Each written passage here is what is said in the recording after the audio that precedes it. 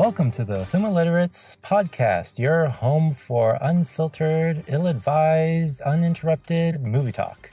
I think I said that right. I'll have to talk to Joe after this. I'm your host today, Nathan Stone. Today, Joe and Alex are taking a break, and I'm actually here with a good friend of mine, David MacCalla. How you doing, David? I'm doing fine. So if anyone's not familiar, David MacCalla is a good friend of mine. Him and I go way back in college.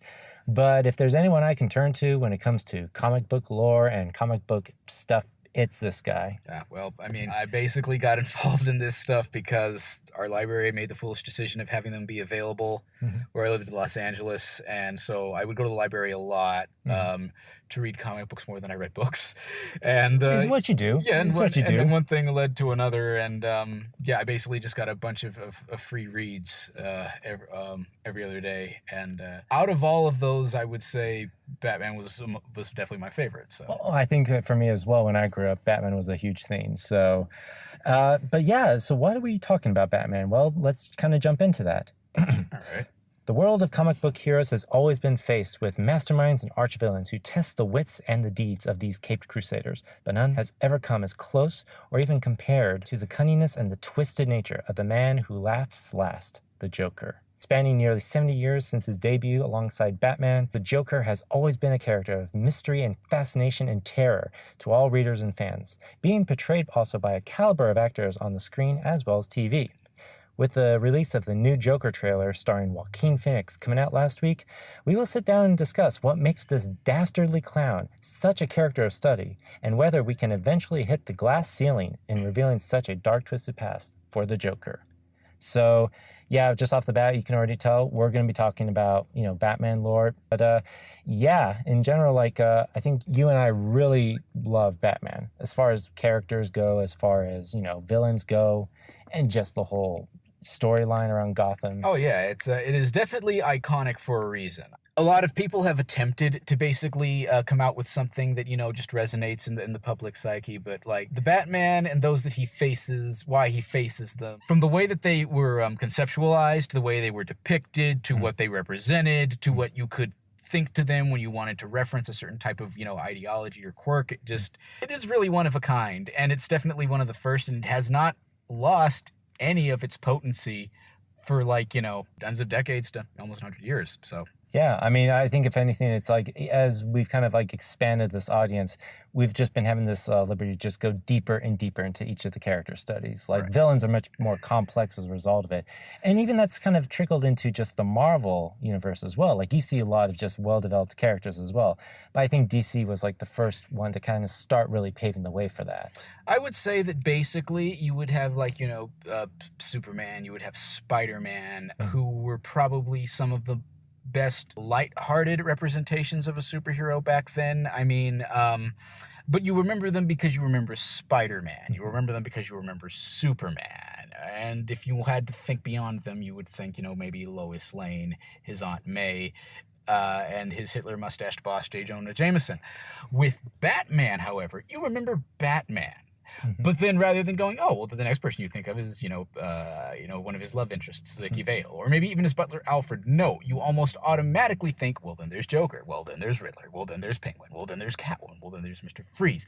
His villains are basically almost as iconic as the person that they face, where basically his rogues gallery just resonate to people as much as the hero himself being dark-toned, and yet the hero himself doesn't lose any of his potency. He is interesting enough to not be outshined by who he faces. Right, yeah. So, I'm trying to think of somebody who really has that, and it's coming up blank. Maybe I will on the drive home. I don't know, but so far, that's what makes him cut above. Speaking of drive home, I do actually want to announce that we're actually recording this podcast in a car. Literally, we actually just came out of the movie theaters. We're doing this right on the dashboard. So yeah, and we're in motion, so we have to keep our eye on the road while we do this. Exactly. Yeah. So David, you're gonna have to watch the road while I'm driving, unfortunately. Got it. But before we get into our main topic of the evening, which is the Joker, in specific, this legacy of this villain and why is he iconic? Why we're fascinated with him? Why is he, meriting an Origins movie, which is going to be coming out in October? Before we get into all that, let's talk a little bit about what we've watched recently this week. So, David, I'll start with you since you're our guest of honor. What have you been catching up on lately this week? This week, let me see. I've ironically watched an episode of Blue Bloods recently. Mm-hmm. That's a show you're currently following a lot, right? Yeah, it is. My family likes it, and so whenever it comes on, I actually will come downstairs from the cave that I live in and watch it with them. It's a very, very well written show that depicts the life of a police family in a way that I think is more realistic than we've seen in a lot of things. There are a lot of cop shows. I mean, you could throw a stick in force and you'd hit one of them, but this one, I think, in terms of at least writing and actually going into the life of solving crimes and someone who is able to basically keep their heart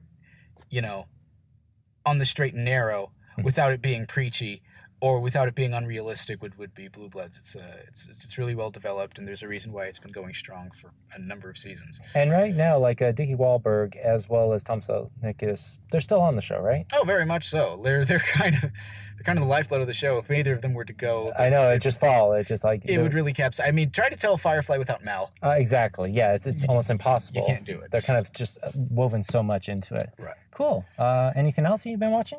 Let me see. I'm not going to lie. I attempted to watch Batman and the Ninja Turtles again, but it's not anywhere online.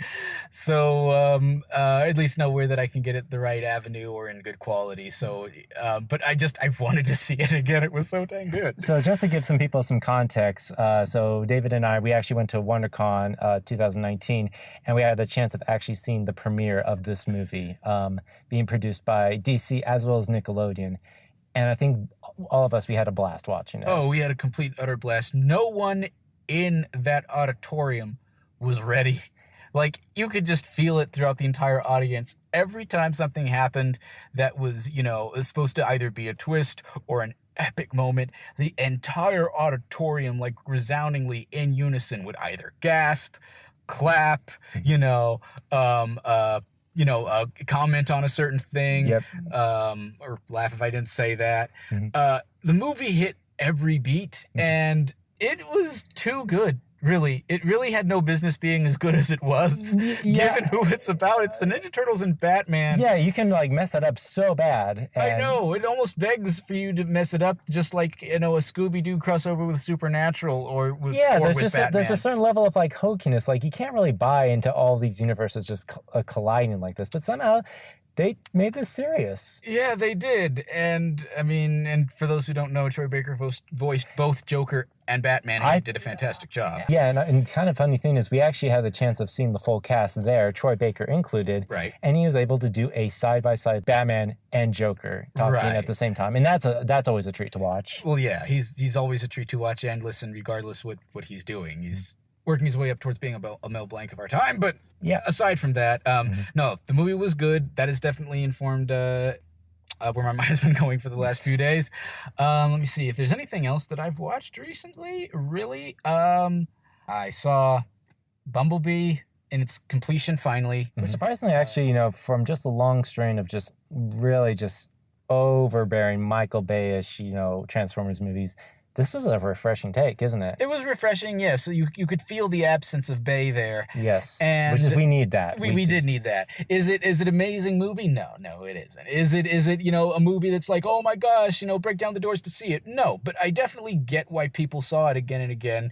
The action, you can actually tell what's going on. It doesn't look like somebody taking car keys and just jangling them in front of the screen in the positions of where people should be. The Autobots felt like the toys did, which I think everybody wanted originally, honestly. I mean, by the toys, I don't mean oh yeah, it was kiddie. No, it was violent. They blew people up. Yeah, they blew human beings up into jelly. But as far as the design of them transforming into their cars or their contraptions, it felt okay, we're going back to the basics of what the Transformers would look like. Yeah, they felt like characters, and I appreciated that. Speaking of character, I think that's another big thing with the Bumblebee movie that they kind of got right, which is let's tell a story that has heart. Let's have a story that there's a core. Okay, I will say this much. If I'm going to be fair, the humans in this movie are also, they're okay. Yeah. There's nothing really to write home about them, but they thankfully aren't obnoxious, Mm-hmm. which almost all of them were in the previous ones. We're not screaming and just shooting at stuff. Yeah, this one was like, it was obviously trying very hard to be an 80s wanting to grow up story with a girl. Yeah. And had dialogue that was so-so. Again, nothing to write home about. It really made you want to say, can we get back to the Autobots shooting at each other? Yeah. But like I said, what was a treat was that it wasn't grating to see them, and just either explosions or crassness or smut fest for the sake of themselves, and more just like, okay, if they have to be our avatars to get us to where we're going to see Bumblebee and who the hell was he, Starscream fighting again, then so be it. Yeah, I mean, there's enough to kind of carry you through, as opposed to like the original ones. There's only so much of Therese Gibson and so much of Shia LaBeouf that can just carry you through it. Basically, if this movie, which was done by the guy who made Kubo, by the way, if this movie is able to springboard him, and evidently it has, to making another one, then because this was sort of like his audition movie, then if we just basically get another movie of this, but with more Transformers actually doing stuff, where they're actually fighting, where they're actually shooting, where they're actually strategizing like it's a war, and it just not be around, weird MacGuffins of, cubes and Merlin stabs and other things, then yeah, they do a good job.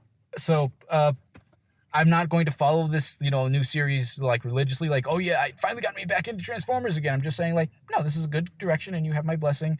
Anyway, that and Into the Spider-Verse. I rewatched that. I think, honestly, you cannot get enough of Into the Spider-Verse. No, you can't. It's just that good a movie. It's that good a Spider-Man movie. And when I say Spider-Man, what I mean is, what I love about it is that movie, and I know this is supposed to be about Joker, but I'll close it off here, actually was made by people who understand what Spider-Man is, like as a concept. And the movie was about that, not about any one web slinger. And like, you can tell that this is a Spider-Man story, regardless who is behind the mask here, which doesn't make it vague or like, arbitrary. Like, it does depend on who's behind the mask, but the whole principle of what it means to be Spider-Man, and this movie got it, and it made you actually fall in love with the people who hadn't worn the mask before, who now are wearing it, and basically was able to prove that it just doesn't make you a reskin of Peter Parker or a recolor OC. It was that good a movie. If you haven't seen it, definitely check it out. There's a reason why it won an Oscar. I'll put it that way. Pretty much every award in the book, when you think about it, it's like it swept every single award at all of them. And actually, you kind of are setting the stage with like what we will be talking about, the Joker, because I think what made this movie work so well is because it had liberty to kind of go off like the original Marvel canon that we're so used to with Peter Parker, because with the story of Into the Spider-Verse, it's dealing with multiple universes. So there's a lot more freedom to really just explore all these different facets of what makes Spider-Man great and why we love Spider-Man and why we can still have fun with Spider-Man and be serious at the same time. So is there anything else you want to share? Like anything else you No, that's all I'd care to talk about so that we don't waste time. Sure. Okay. For me, I'll be pretty brief. I haven't really watched too much stuff lately. The big thing I've been trying to catch up on, getting back to DC, is Doom Patrol. So, no, honestly, I have not caught up. I'm not. I kind of had to take a little hiatus as we were just kind of like getting ready for WonderCon and other stuff going on. But honestly, I was watching just 2 more episodes this past week, and I like what it's kind of doing right now. So in the beginning, it was focusing on certain groups of characters in the main group. And then now it's starting to shift its attention to the actual female leads in the group. So I won't go into any details for those who haven't seen it. Okay. But I think what hooked me in the beginning was just seeing Brendan Fraser as Robot Man Cliff. Oh yeah, that is definitely a highlight. And then, you get Negative Man Larry coming into the picture, as well as Cyborg. But now the attention is focusing a lot more on Crazy Jane as well as Elastigirl and their backstories and how it plays into this bigger picture. And I would have to admit, those two were the ones I had the hardest getting on board. Now they're really changing my opinion, especially Crazy Jane. I'm not too thrilled about the actress choice, but she's kind of showing she's pulling some stuff from her hat, which is like, oh, wow, you kind of did something there that's really cool, and I like it. Can't say all of her performances are great, but when she has a good performance in the show, it really does shine through. Okay. I wish I could say the same thing for the kid who's playing Cyborg, but he's just too rookie good. And it's I'm not seeing any involvement in that, but I'm still fascinated. I think the show's getting better. I like how it's dark, but then we'll throw a Deadpool humor twist that comes out of nowhere, and you're like, what the F? I feel like I'm going to start sounding like a Robot Man from Brendan Fraser. He just says, what the F all the time. It's becoming like his running gag line. I recently rewatched Us. We actually came back from watching Us. This is my second time, David's first time. Yeah. And I was trying to rewatch it again to see if it still holds up to my first watch of it. Does it? I think the stuff that is good is good. Mm-hmm. Like the climax I still love. The opening home invasion aspect I still think is amazing. I am kind of now getting on everyone on the same boat. Like, yes, it's not fully fleshed out of a concept or a script as Get Out was. Like, let's face it, Jordan Peele's Get Out is phenomenal, and its execution as well as writing. I think still, and I'll still say to this true, what I like about Us is how it shows Jordan Peele is able to present to us a supernatural, like Black Mirror-ish world and pull it off effectively. Even if there's still plot holes in it, he still is able to keep you engaged all the way, as opposed to losing me. I mean, I think for some people, still get lost in the end with like everything trying to be explained.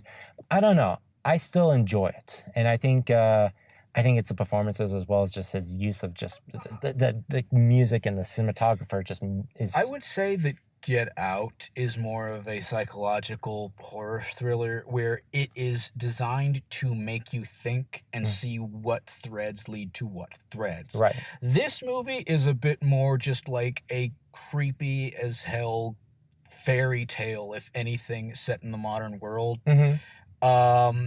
Not like it is like, something like from Grimm or anything, but there's enough fantastical elements going on, regardless how they try to explain it, that the point isn't how they came to be. What matters is what is happening. Exactly. And where the movie excels is in making you terrified in the now for the people involved and just the sheer scope of what's happening. Yeah. If you're going to the end and you're expecting a fleshed out explanation the way there is in Get Out, there really isn't one. Mm-hmm. But again, that's not the point of it, where Get Out tries to make you, think about the plausibility of things. This one is just more of, trying to scare you, and it succeeds. It does succeed. I like how it begins like a home invasion, and then it gets into kind of like a lot more of just like, yeah, you're right. Like, it hits all those points very well. Actually, you bring up a very interesting point. It is kind of executed more as like a kind of like a dark Brothers Grimm fairy tale. In a way. I mean, like in the beginning, there's elements of the girl wandering through the woods. There's even like a little story that's told halfway through that feels like a fable to make, kind of like have this underlying theme going on. So you're kind of right that there are these like fantasy fairy tale elements to it, and I kind of treat it as such. Like, there's not supposed to be a big thought out explanation of what this is, or even just a bigger social commentary.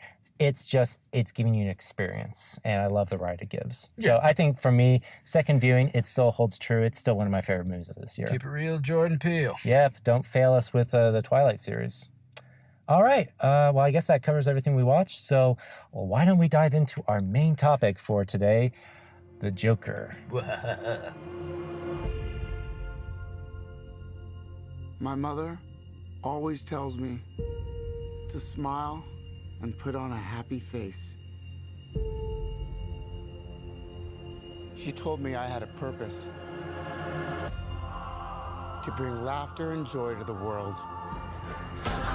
Hey, stop them!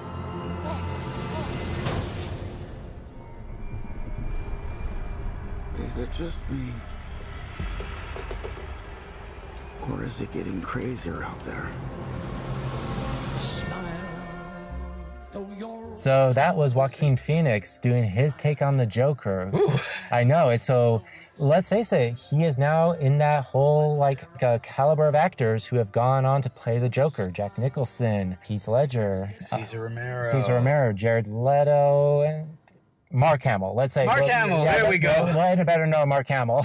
Yeah, Mark Hamill, freaking Kevin Michael Richardson, Yeah. Joe DiMaggio. Well, Troy Baker as well. We just and mentioned Troy Baker. And mention that I feel needs to be out there because people need to know more. Anthony Gruber. That's true. Yeah. Who voiced him in the Telltale game about Batman.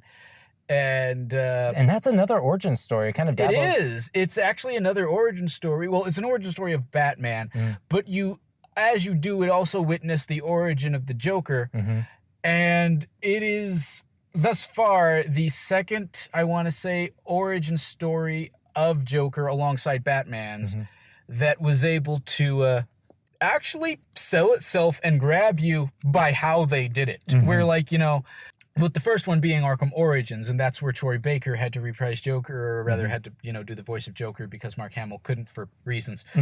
And first off, Troy Baker sounded just like Mark Hamill. It was terrifying. Well, I think even when we kind of saw him at WonderCon, it's almost like you can't even tell the difference sometimes. Yeah, it was unnerving. But in Origins, he's Joker already, and really the most that you get into it is knowing that Batman is why he fell into a vat. And that's it. Yeah. With the Telltale Batman game, Joker he's fallen into the vat, and but here's the difference.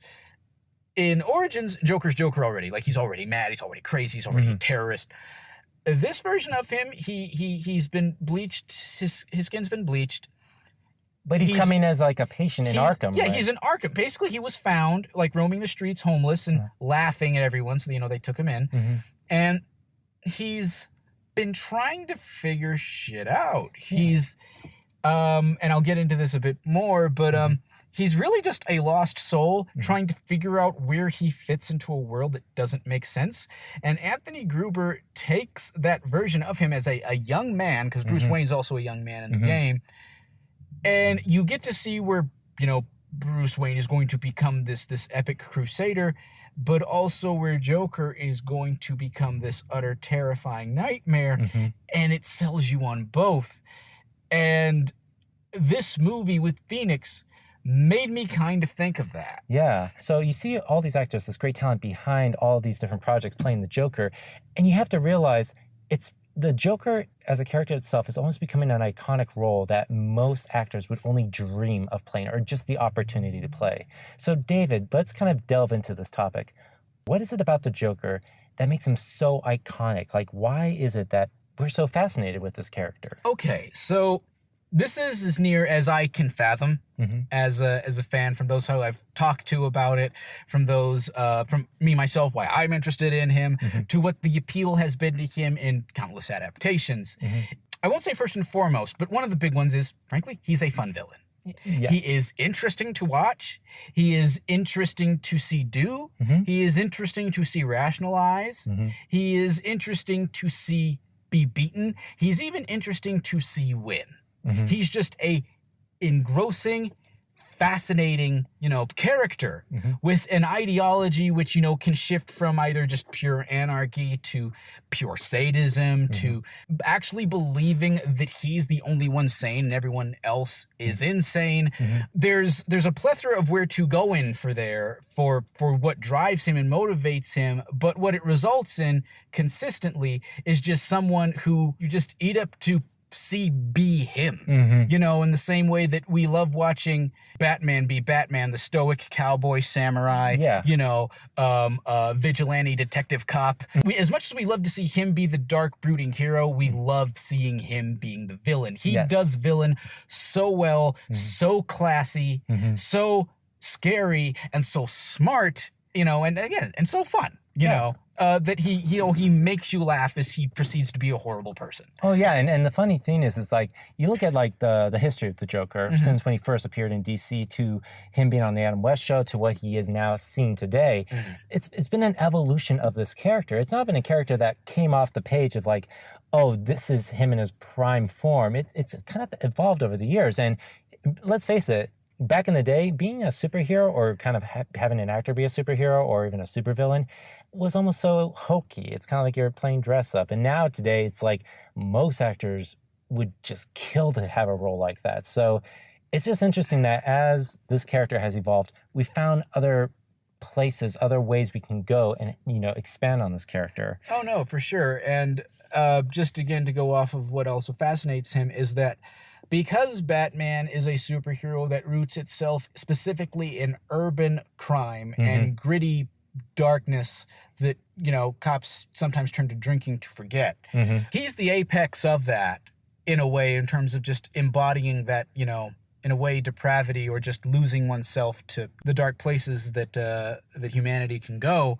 Basically, of the comic book verse, he is immortalized as the Jack the Ripper of comic books. Yes. He is the Ted Bundy. He is the Unabomber. Basically, everything that would make you think of a famous, iconic, villain who, has a design that can threaten the masses, all rolled into this package. And for those who basically follow Batman, not just for the, the gimmicks and the bat orangs and the bat planes and everything, but actually want to see it for the, the places that it goes as a detective saga. He is most certainly the engrossing version of a Moriarty to who is, a Sherlock Holmes. Yeah, and I think you actually used the right word, immortal. The Joker in this Gotham world, in this comic book world, has really dawned upon that mantle. And it's just where he's at today, what he represents.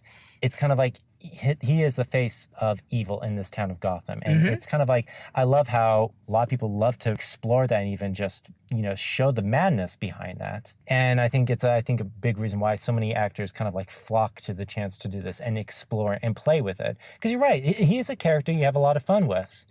At the same time, it's also a character that just goes places that you're afraid of just seeing. Like, it's this dark side of humanity that all of us are capable of becoming just as mad as the Joker, or even worse.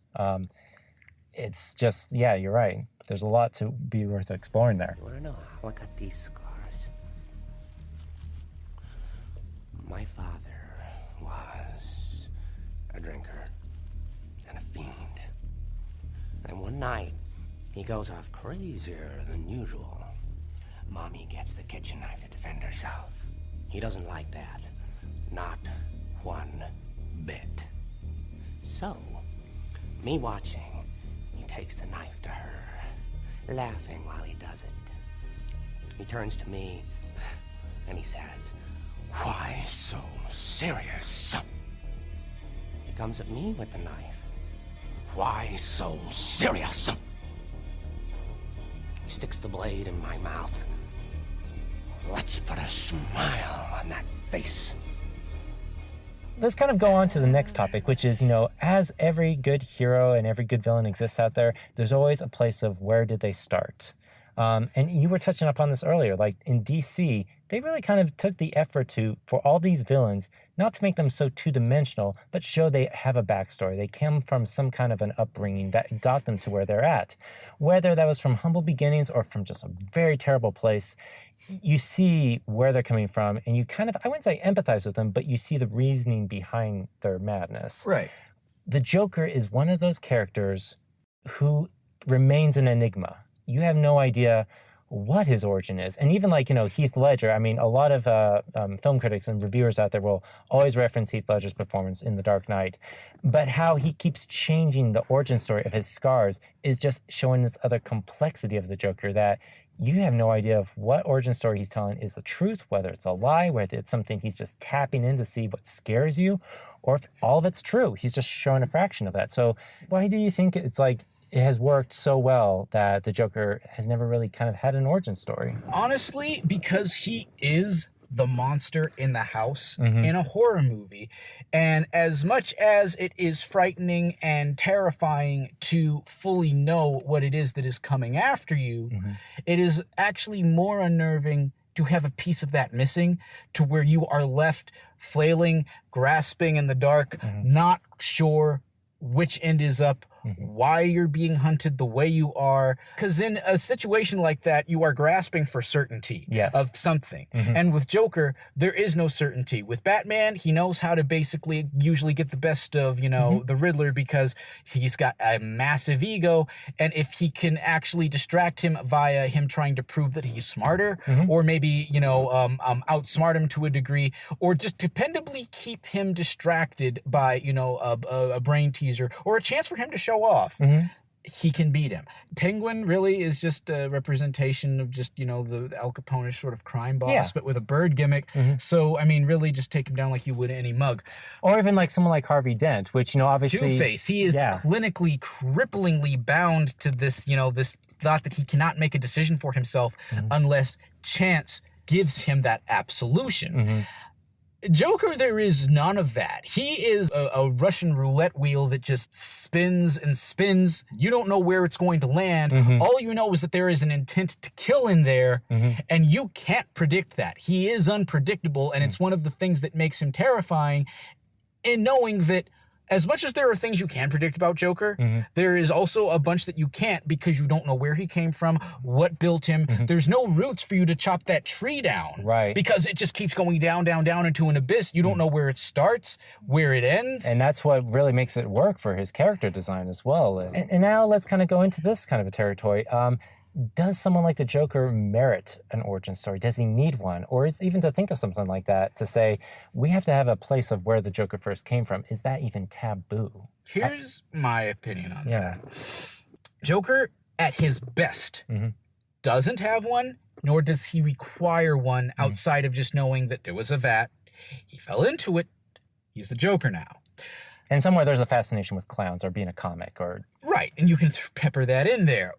However, if you are going to tell his story, you cannot do it simply if you're going to be in depth. You have to do it as some sort of deconstruction. And by that, I don't mean like you have to make sure that you hit every nail on the head and you have to put this here and that here. I'm just saying that if you are going to tell an origin story about Joker, you have to fit it in where when he becomes Joker, he is still the Joker, not the character you made, which becomes what we think of when we think of Joker. No, the end result always has to be that sadistic, bloodlusting comedian who outsmarts police stations, Batman, and even the U.S. government repeated times over because of who he is, that immortal figure. And the best you can do is basically just pepper in a story that does its best to explain how he could have gotten there. But again, you have to hit the nail on the head where you hit those points right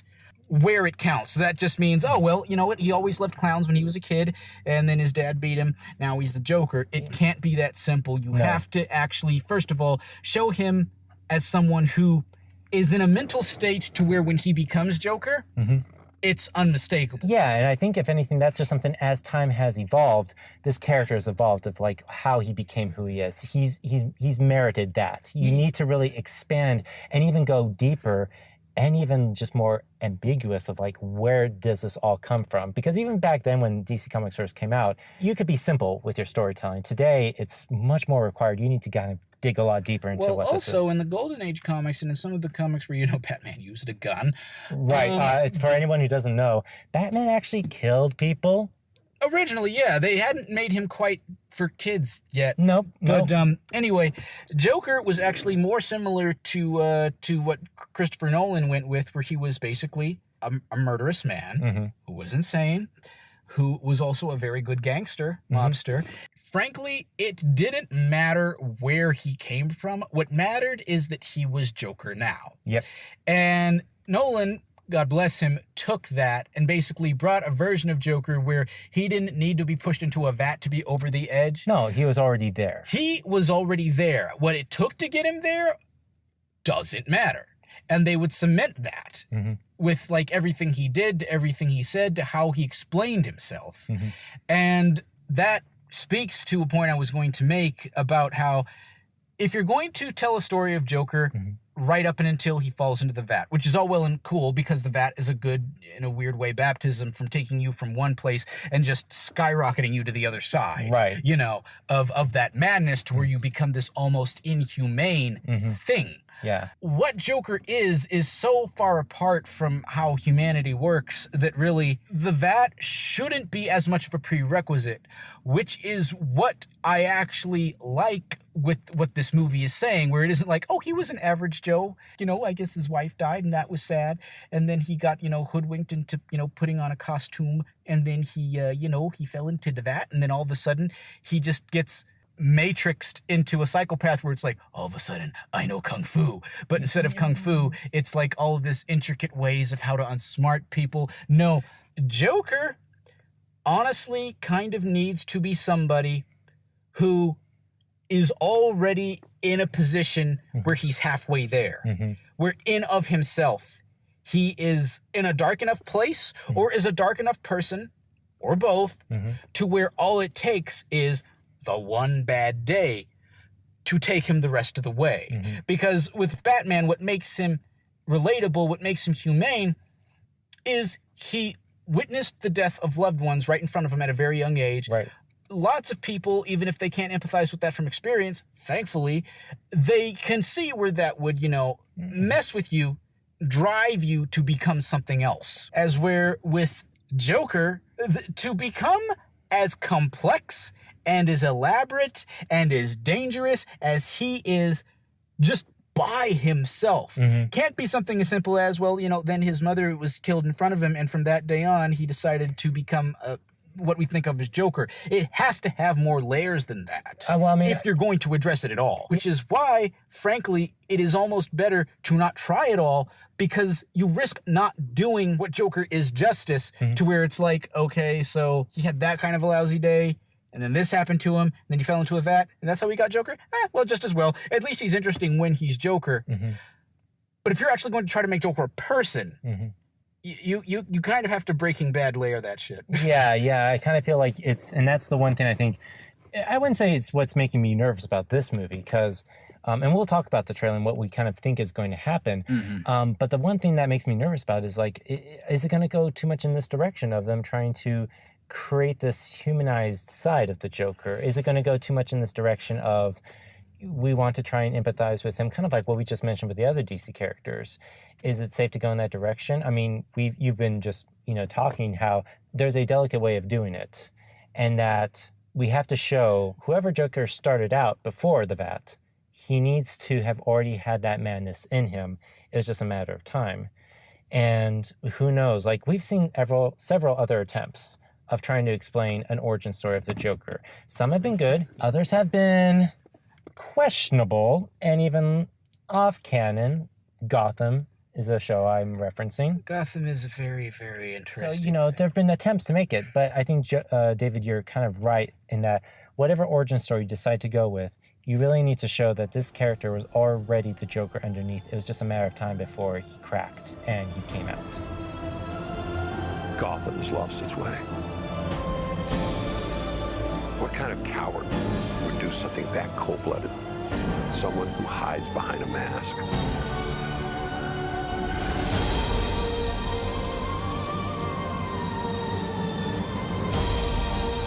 I used to think that my life was a tragedy.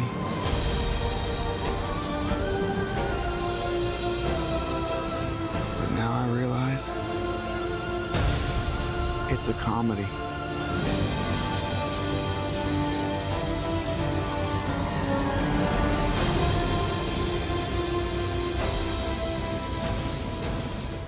But yeah, now let's talk about the trailer for the new Joker movie. I mean, before this trailer was released, we've only been given like behind-the-scenes production shots, like a vignette with Joaquin Phoenix posing on screen. This was the first time we got to see what it looks like in its full form, and I don't know. I'm excited. Everyone was excited, and let me just say, all rounds on me. I have bought the farm. Full side plates of crow for everyone who ever told me that this is going to look like shit when it premieres on a trailer. I told y'all once they said they had Joaquin Phoenix doing this, that they had Martin Scorsese involved for the first portions of it, and what his looks were, and they're like, oh, look at him, he looks like freaking Ronald McDonald, this is going to suck. I'm like, just you wait. Yeah. This has the makings of being something that is going to make everyone, just go, whoa, whoa, whoa, hold the hell up. And then it premiered. So, you know what? I don't know how good or bad this movie's going to be. I'm just saying, I was right. At least you can flaunt that. Yeah. I can flaunt that at least. But no. And the reason for that is because, I mean, for anyone who's seen Joaquin Phoenix in anything from Johnny Cash to The Master to even when he was freaking Commodus and Gladiator. I know. He is good at playing disturbed and damaged people. I think, well, and that's one thing he's really trying to, leverage himself is he wants to go for those kind of roles. And that's why I think even when he agreed to this, I was like, really? He wants to play the Joker? But no, I actually kind of like now how DC is kind of backing off on these, like, kind of these solo projects, these origin projects that they're giving the directors and actors the carte blanche to do what they need to do to tell a good story. And this is kind of showing that. And you kind of hinted at this, how Scorsese was involved in this. And that's one thing that the internet has been blowing up about on how much this movie reminds them of Taxi Driver, the king of comedy. And you kind of now get an idea of what kind of movie this is going to be. It feels like Todd Phillips knows exactly what kind of stories he's telling. And it really feels like it is going to be a character study, but showing how the system and a city, as corrupted as Gotham is kind of what made this character, who is being pitched as Arthur, went to the place that he went to where he became the Joker. This movie is taking the ideal of, and I mean, this has been said in a number of Batman comics before, where Gotham was such a vile, repugnant, despicable, cesspool. It was like the chemical vat that he fell into. He said that the perfect, allegory of this is that it was so dark and malleable that it, like an abyss, like like a crevice to hell, spat up horrors, nightmares. And he was a nightmare, and Batman was a nightmare. And in a way, that's true. Gotham created and coughed out the Batman, which is this agent of just sheer outrage at what spawned him. Joker is kind of the opposite of that. Kind of just lives in that and like appreciates the sheer monster that he has become, and frankly probably even always was, and just like a bacteria wants to spread more of himself. Yeah, it kind of just references a little bit of like what Heath Ledger said from The Dark Knight, where he is having that interrogation scene with Batman, where he's talking about, you know what, I'm not a bad guy, I'm just ahead of a curve. The whole city is kind of on this way. I'm just really showing you for what it really is and what it's trying to hide itself not to be. I'm just it out in the open, and I'm embracing it. One of the, I think, best examples of this is referenced in an adaptation of Batman and one of his former proteges, Jason Todd, who becomes the Red Hood, where in one scene you see that a place is going to be destroyed. Batman does everything he can to pull a body out of the building that's going to blow up. Joker has a chance to leave. Instead, he tackles someone trying to escape and holds them there because he'd rather have them go with him. That is a perfect example of what separates these two kinds of icons, is that Batman is someone who was created by this hellish place and is consistently trying to pull people out with him up to the surface, up to the light.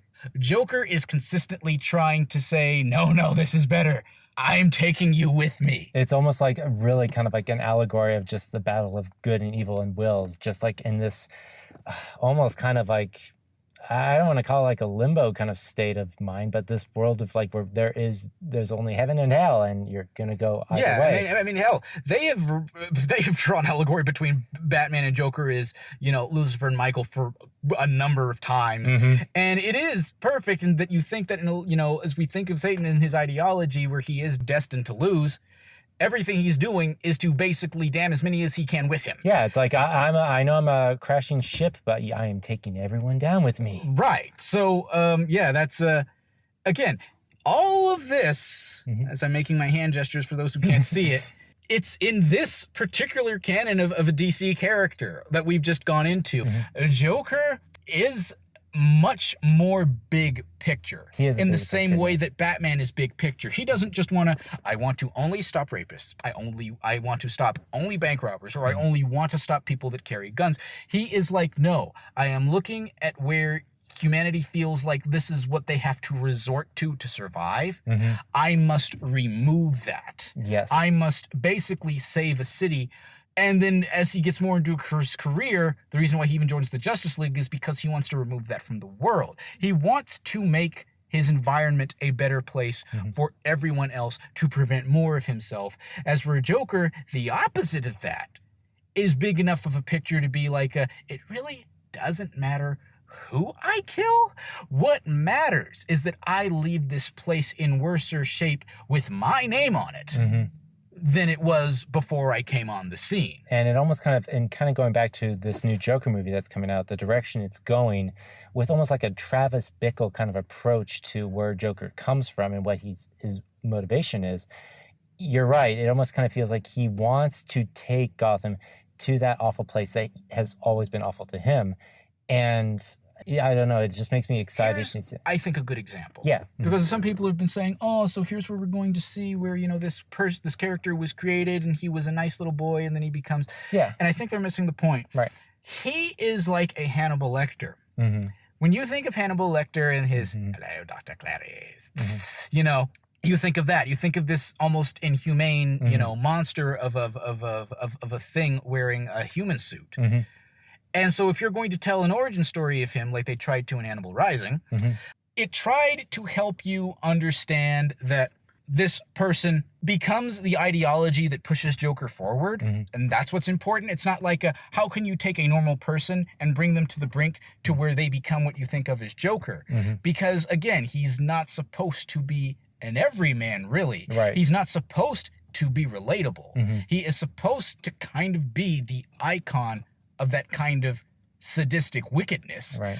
Ergo, it's more explaining how that sadistic wickedness found a face as opposed to how you or me could become him. Yeah. With Mr. Freeze, you could think, I have a wife, I love her, if I lost her, I could become like that. Or, hell, I have a life that is so not fair that I could see myself snapping to the brink where, give me enough mental trauma, I might want to absolve all responsibility to a coin flip or a D20 or whatever. Joker should not, I want to say, you can fight me on this, should not have that. I could see myself becoming Joker one day. No, we don't definitely have to go that far. But the point is that should never be the goal in mind. You should try to be setting it up so that what you think of as Joker is possible, as opposed to how does a man become him is how did Joker become himself. Exactly, yeah. I'm really hoping Joaquin Phoenix pulls some very interesting stuff out of that hat. Because you kind of brought this up a little bit about like how, I think one thing that a lot of fans of DC Comics like how all these villains and heroes do represent something about the human condition, which we can all resonate with. And that it just puts a face to it. And where we don't know where this movie, The Joker, is going to go into those places, it's exciting to see. And I'm wishing Joaquin Phoenix and Todd Phillips the best of luck with pulling off a successful movie. And I just hope, at least for me, that this lives up to all the hype I'm getting right now from it. As am I. I mean, let me just put it out there. I was very much against this movie being made. I was like, no, don't make an origin story. Well, I was Please too. Yeah. This is a terrible idea, and I actually still hold to that. Now I just praised even though when you actually heard about Joaquin Phoenix, I have praised the whoozle out of it in the past few minutes, but I still hold to the fact that I still think that that a origin story of Joker is not inherently a good idea, not because in and of itself is awful as much. Even though, again, I prefer him not to have one at all. It's that if you are going to do it, you have to do it well. Right. You cannot do it 7 out of 10. Yeah. But either way, the movie comes out October 4th. Joaquin Phoenix, we wish you the best of luck. And amen. Yeah, amen. And we just hope you put a smile on all of our faces, as you promised in that trailer. Yep. All right. Well, I think... that kind of wraps up for our podcast for today. Was there anything else you wanted to talk about the Joker while we still have time? Honestly, just that I am eager to see how this take differs from other adaptations. In its shades, because I mean, we were just referencing all the different people that have played them. Like, Right. you know, Cesar Romero is definitely Cesar he's Romero. the Saturday morning cartoon. Yeah, and I think at the Joker. time that just worked for the Batman universe, but you can't deny he left an iconic mark Oh no, on no, the no, character. no! He's one of the good ones in my opinion. Oh, no, he's one very of the good. greats. As campy and as outrageous as it No, was. for it's- that tone of Batman, Yeah. it was great. And you know, then you'd have Mark Hamill, who is what you think of usually when you imagine Joker's voice. Right, exactly. So if anyone's not familiar, Mark Hamill did voice the Joker in the Batman animated series that came out in the 90s. Correct. And it's from that role, a lot of people just have kind of like used and pulled apart and just looked at how he kind of just created this character just from the voice. Oh yeah, and then you of course have Jack Nicholson's, where they gave him an origin, insofar that you know he was a bad man who then got pushed into a vat of toxic acid. You don't know why Jack is the way he is, nor do you need to. You know he's despicable and evil, and now he's worse. You know, one thing I actually will give Jack Nicholson a lot of credit for is him bringing his strengths as an actor to the role of the Joker, not really having to, I've got to be the Joker and all that. He is bringing his take of it. And I think that's what a lot of other actors following that have kind of used. Heath Ledger, Jared Leto, and now even Joaquin Phoenix. They're all bringing their own experience. And I would to the prefer part. someone bring their own voice to the character. Yes. Now, someone would say, oh, well, then why do you, for instance, hate, Jared Leto so much if he's just bringing his own voice? And the reason for that, honestly, at least for me, So for anyone who's a big fan of Jared Leto's Joker, we're just about to bash him to death. So basically, no offense to you, but you're wrong. So is that I have absolutely no problem with him having grills in his teeth. I have no problem with him having lots of tattoos. I have no problem with him being an inner city crime boss, type. My problem with him is that there was so much of that and so little of what makes Joker Joker right. that he might as well have not been. And that I always kind of find a crime is that he just really seemed more like the guy you don't make eye contact with in prison and nothing else. Exactly. Who happened to unfortunately resemble a blow-up doll. And I would have preferred if, for all of, this clout that evidently Jared Leto has from other pictures, to have actually been channeled into finding a way to feel like the character he's emulating. And by that, I don't mean like, you better feel like Mark Hamill, you better feel like Jack Nicholson. I'm like, no. But even they are trying to be Joker. Yes. And Joaquin Phoenix, without us even seeing what he's going to look like at the end of the movie, feels like Joker waiting to happen. Well, especially just in the trailer when he is really trying to, like, he has the clown makeup, he's in the mirror and He's forcing himself to smile. Or just around everyone else, or even just him in his clown makeup cracking up on the subway. These are all little moments I'm like, this feels like Joker, you're right. And it's bringing that kind of stuff to the table as opposed to what Jared Leto was, which is creepy thug guy who is nothing like the Joker. Right. Basically, having a mob by your side and a gang to do your bidding, and then having clown makeup does not a Joker make. No. There are tons of other Gotham rogues that have different kinds of quirks that, have all of that without the clown makeup. It takes a certain something to actually be the clown prince of crime. Oh, yeah. A kind of personality to it, a type of flair to it. And like I said, what has excited so many people about this is without us actually getting to see what he looks like, which I am thankful the marketers are taking a key from The Dark Knight and taking so long to reveal what he actually looks like. We've seen what he looks like. They haven't revealed what he will look like when he becomes Joker, And I don't want them to. Yeah. I want to see him for the first time on the silver screen. Yeah. If he does fall into the vat of toxic waste, if that's the version they're going with, it seems like, if we saw Ace Chemicals in the city, then I want the first time for me to see that to be then. Yes. Or maybe even just the week before and we only get glimpses. Honestly, I feel like this is something DC's just going to keep under wraps as long as they can. I would hope so. I just feel like with the internet being as it is, something will leak. So let's just keep our fingers crossed that fans will be good sports and they won't leak this out. Let's hope that. At the same time, if they post it, I'm not going to look away. But I know. But even if they do, or even if they did, the fact is, without having to see what he looks like, we believe that's Joker. Yes. So we don't have to be told that that's Joker. With Jared Leto's, it's sort of like you have to believe. No, trust me, that's the Joker. We're like, he looks Joker-ish, but is that really him? This one, it's like, oh no, that's him. Yeah. He doesn't have the makeup. He doesn't have the the white face yet, or the water gun that's actually a Tommy gun, or even just the very deformed, just like unnatural, grinny, toothy, like creepiness. No, he's not there yet, but it's him. I buy that. I believe that's him. Yeah. So well, we'll have to see. Like I said, come October 4th. So we're doing a lot of promotion for you, DC. So we should be getting paid right now. But yeah, so that's it for our show. David, if people want to follow you or see what you're doing, how can they do that? You can follow me at my DeviantArt at Omnipotrent, which is like omnipotent, but with an R, like the name Trent. The same for Twitter, Omnipotrent, rated M, where I posted some of the art that I do. I do commissions, by the way. And on Insta, I am the Blue Bill of Skill, where I basically just showcase a lot of the cosplays that I do for things and some of my art. Some of which include both art and cosplays I've done myself of Joker. Which is a big reason why I brought you on today, because I feel like if there's anyone who's going to know more about the Joker, it's going to be David. But yeah, you can also follow me on Instagram at Nathan_Stone_films. You can also follow me here at the Film Illiterates podcast. I do these wonderful podcasts with Joe and Alex every so often. And I'm not going to give out my Facebook handle because I don't post anything important there. But yeah, that is our show.